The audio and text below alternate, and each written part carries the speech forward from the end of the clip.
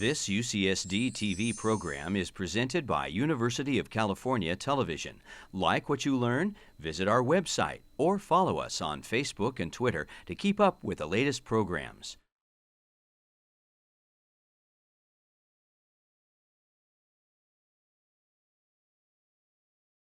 Okay, stand by for first speed up. And windmills 2, 3, and 4, speeding up. Go.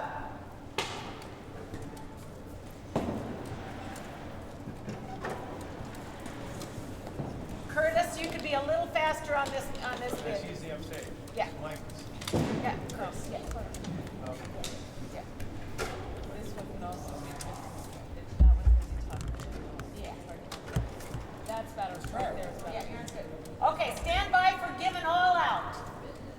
And second speed up. Go. Raise your windmill. Yeah, it's easy. This production of Don Quixote, or Don Quixote in the French, is a classic example of what we as a company are capable of doing. This production was built in our scenic studios, built in our costume shop, designed by local designers, and we provide a stage on which international stars come and perform to their best of abilities. And there's a great misconception that what we do down here at the opera is much like a roadshow, when in fact that's not the case. There are 400 to 500 people that are actively involved in putting this show on stage that live in this community, put their kids to school in this community. And that's why it's important to us. When people from out of town come to San Diego and they sit in the Civic Theater, they see world-class product. And that's world-class product produced by us. This just crash of news that we've had in the last week, it changes everything about what we're doing, but it changes nothing about what we're doing. You know, I mean, this is the adage, the show must go on. It's terrible, and I hate it, but it's true in the fact that we're making a piece of theater. We come in the door prepared and professional, and in that regard, it changes absolutely nothing about what we're doing.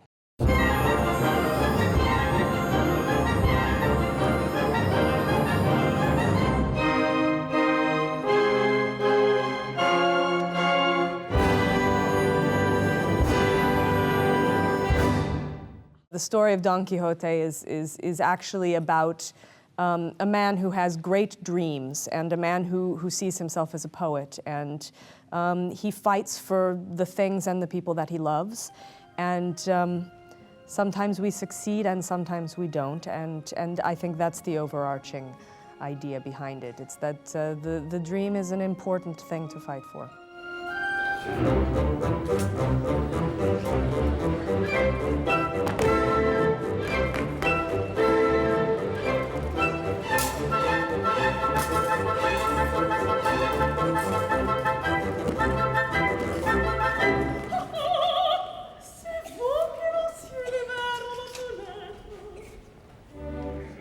Quixote is a myth, is what every man should be at least for 3 hours in life.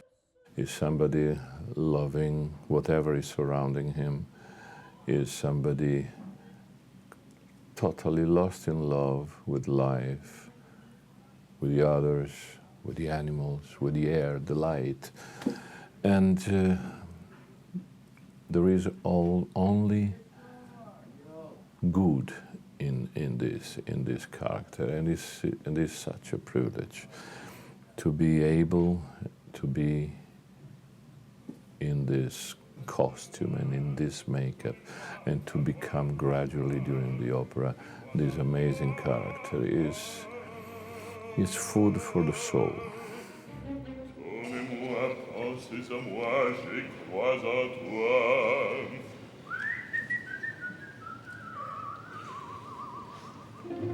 Je crois à toi, ma destinée. Je crois à toi, à toi, à toi, à toi.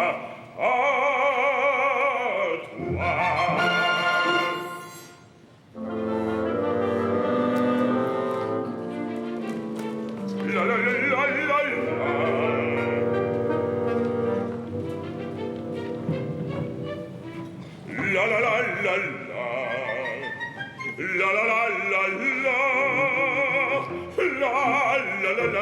la la la la, la la la la, la la la la, la la. It's an enormous, enormous privilege to be here again and to do it again in the way I like it. This is a very traditional, if you want, production, but it gives space to all the good possibility of interpretation of this role. And therefore, 5 years ago and now, when we were creating this production, the feeling is absolutely the same, just happiness, good friendship between me and the colleagues and all the rest, an ideal atmosphere. Never sing with the hat on. Bad for the acoustic. Bad. I know directors hate me when I say that. Never sing with the hat on. Fight it, San Diego. It's amazing when you leave an opera score because you think you have it memorized, and you leave it for 3 months, 4 months, 6 months, whatever the engagement is, and then you come back to the opera score. You always discover new things. You always discover new things, not only musically, but theatrically, dramatically, even in the text. And then, you just want to bring new things into it. Not because you're bored, not because you don't decide, but to keep the theater and the music alive, I am always trying to create new things.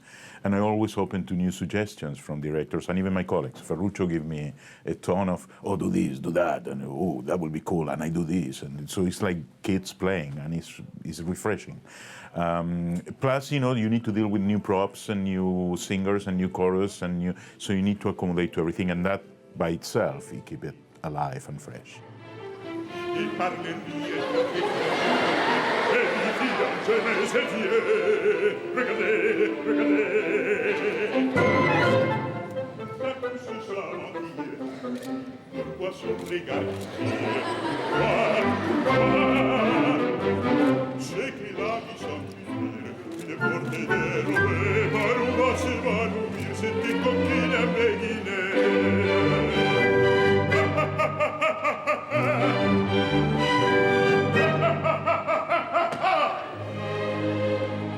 What I like about this role is he's like the ground cable, to Earth, and Don Quixote is flying all over the place, and I trying to ground Don Quixote constantly.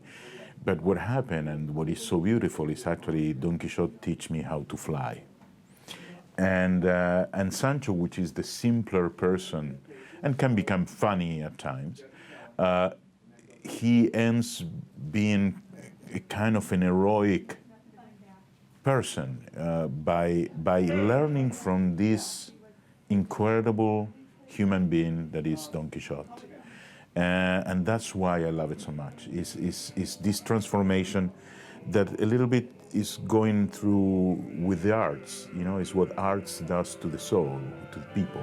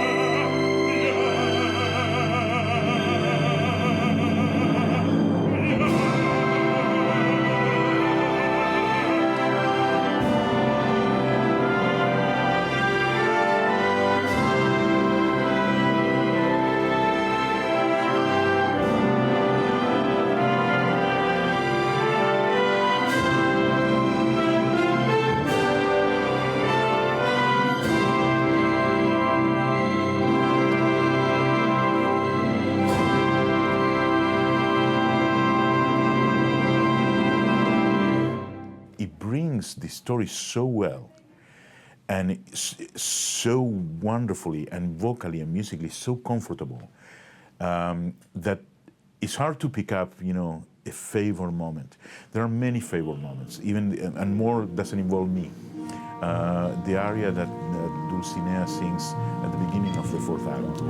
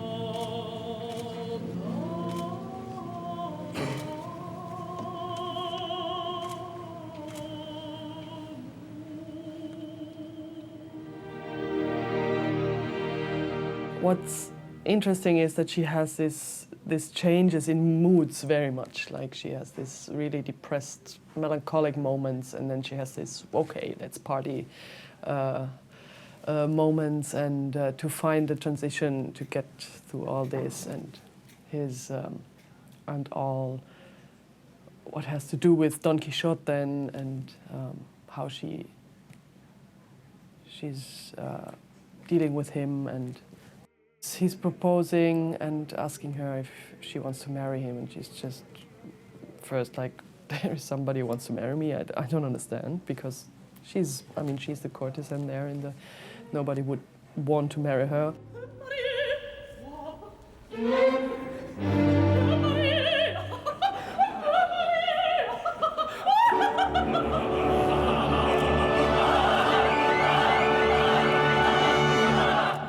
And then she has to, she can't show for all the others that she's touched, so she has to overplay it with really giving him a hard time, laughing at him, and then she realizes that he's really hurt, and then she, that's kind of a roller coaster thing.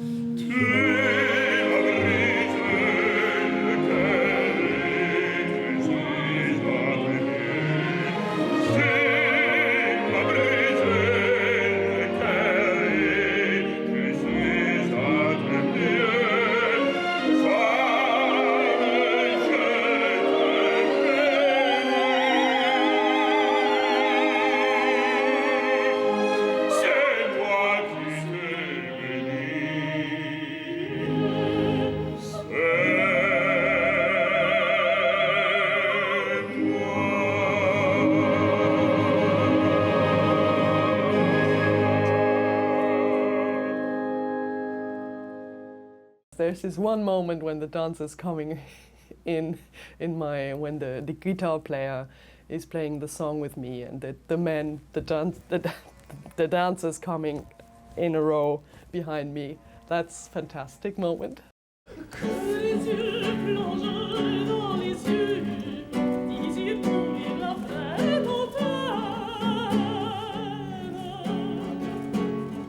Flamenco is a different type of dance than is usually done in opera.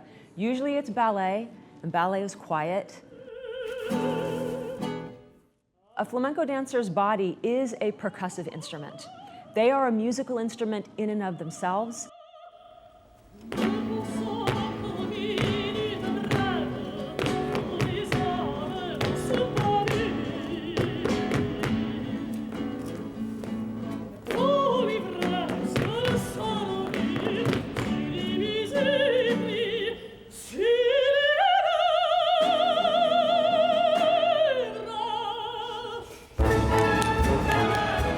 We are making noise with our feet, we are making noise with our hands, we are making noise with our voices. Those dancers are percussive instruments, and Karen has always been so gracious and so enthusiastic about the noise that we bring. This music is just so fabulous, and the very first time I heard it, I was just struck how by this music just dances itself. It's so easy to have ideas with this music because the music is just so dynamic and it says so much. It's just so easy to work with. It's really getting down to, it just gets down to the personalities in the room and how flexible all those personalities are. And my dancers are pretty flexible, so they're very good about making things work and getting themselves where they need to be. Whether someone else is maybe not necessarily in the right place, those dancers are gonna find a way to get around and get where they need to be in the right amount of time.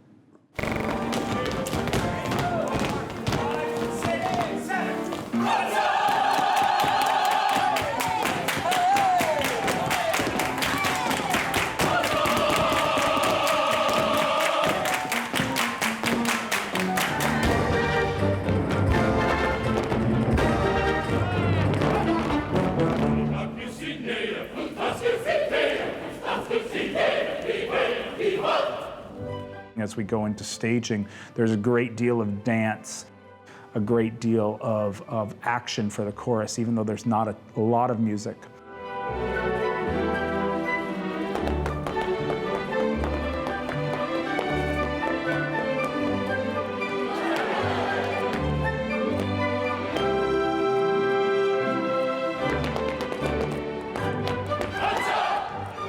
Stage action can have a huge impact on how we sing a various phrase, or how we prepare for an entrance, prepare our breath, prepare our dynamics, prepare our articulations based on where we're standing on the stage, in what formation we're standing. You know, in rehearsal we might have a soprano next to an alto, and all of a sudden that soprano is now next to a tenor.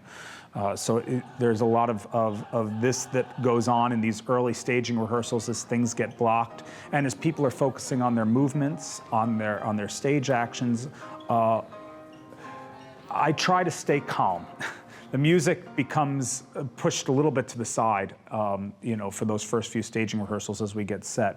Obviously, we want to begin to get the music in our bodies and relate it to the stage action, but I try not to get too uptight worrying about every little single musical detail. At this point in the process, I'm one of many chefs. Belle dans le char, please. The singers have to have a good knowledge of the diction, especially in French, which is where the operas are so intimately tied with the language.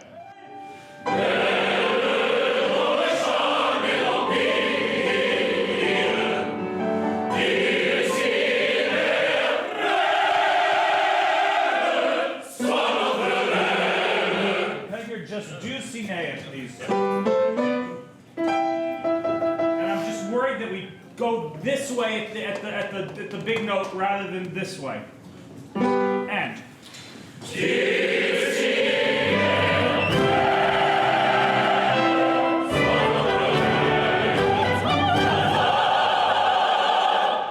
In French opera, in French music making, in French living, the idea of philosophy, the idea of balance is paramount, and I think exhibits itself very clearly in this opera. It's a small jewel. It's like the Sainte-Chapelle as opposed to Notre Dame. Both are French, but this is exquisitely sketched and delicately put forward for the audience's consideration, and I hope great pleasure.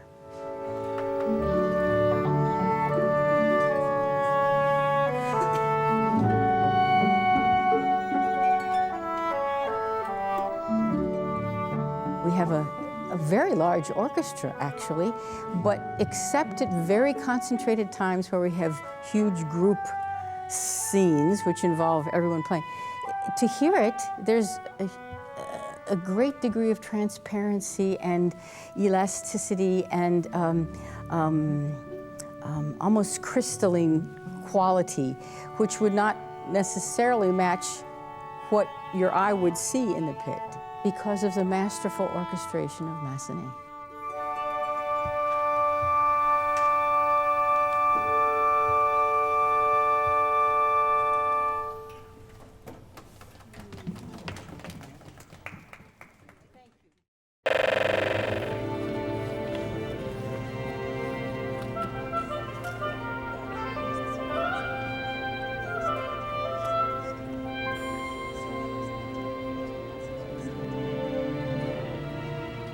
It takes the whole village to come together and bring all of their own personal expertise to create a unified whole. And I feel like we've got the best team possible to do that right now.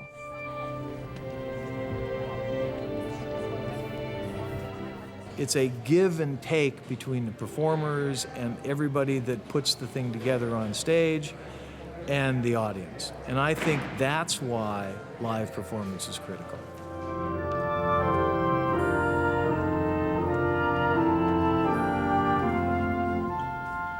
People are crazy, and people are fun, and people are extraordinary, and they're intelligent. To be in this kind of environment with all these people, with all these talents, it's an extraordinary thing to be able to do every day. And that I get to be around that, and that's how I make my living, is a really extraordinary thing to me.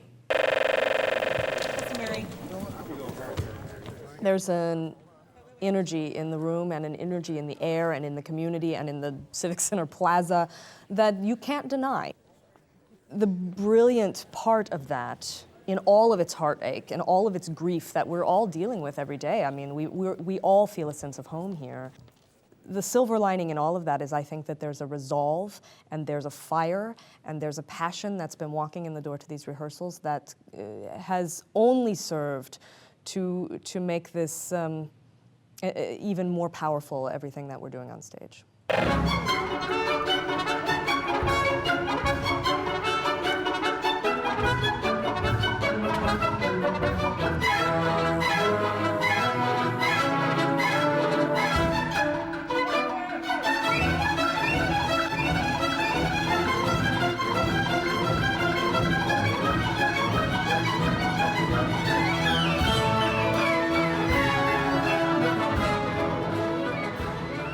For me, it's always been fun. I get paid to live in the land of make-believe. It's just that sometimes the land of make-believe is hard, you know? You gotta work hard to get where you wanna be. I mean, you suspend reality and you do what you wanna do. That's the way I look at it. It's fun. It's about to be throughout the scene. Just a reminder to dim down or these close to the wall. Okay, it looks like There are other types of work that feed different aspects of ourselves. Nothing feeds, for me personally, nothing feeds my heart and my soul as opera does. And I believe when people are sitting out in the audience and when everything works, when the music and the orchestration, the singing, the lights, the scenery, combine the dance, the drama, the theatrics, when it works, it touches us in ways that we don't understand. And I think we need that.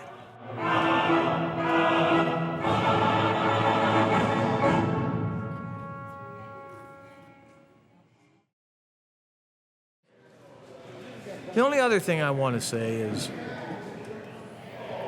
I love this company, and I don't want to see it go.